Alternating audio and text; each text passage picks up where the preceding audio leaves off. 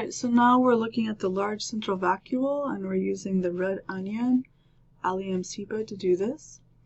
And the red onion cells are quite rectangular.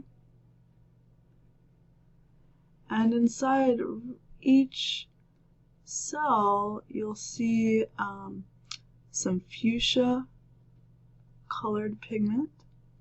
And that fuchsia colored pigment is anthocyanin, and it is being sequestered away inside the large central vacuole. So you'll see that fuchsia pink color, then a little bit of cytoplasm, and then a little bit of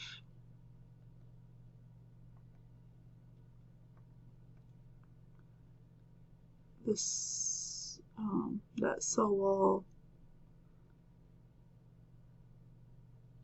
And so this large central vacuole typically fills most of the cell. Even when you can't see it, it's usually there. It pushes up against the cell wall, creating pressure called turgor pressure. And that's what gives the cells its shape. That is its form of a skeleton, a hydrostatic skeleton. So we've got the large central vacuole here.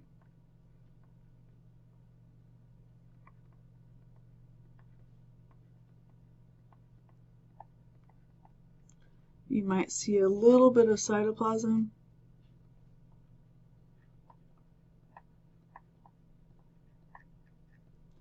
And then it's edged with that cell wall.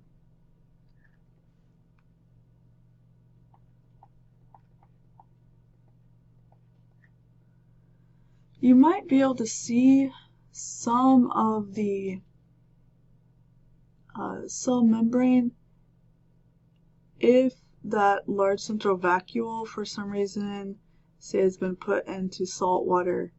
You might kind of see the membrane starting to pull away from that cell wall.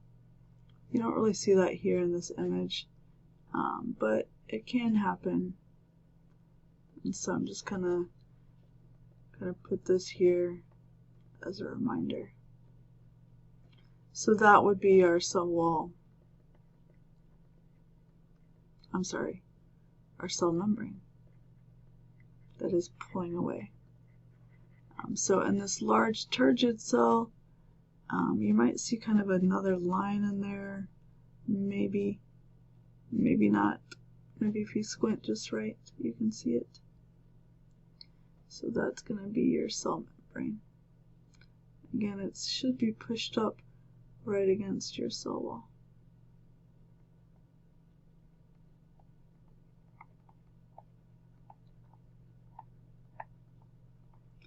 And just like with other cells that we've seen, the middle lamella would be in between the cells, helping to glue them together. The other thing that we have a good view of here is a nucleus. And the nucleus is, while it kind of looks like it's in the middle of the cell, it's probably pushed up against the top of the cell by that large central vacuole. And inside the nucleus, you might even be able to pick up some little tiny circles. Those little tiny circles are the nucleoli.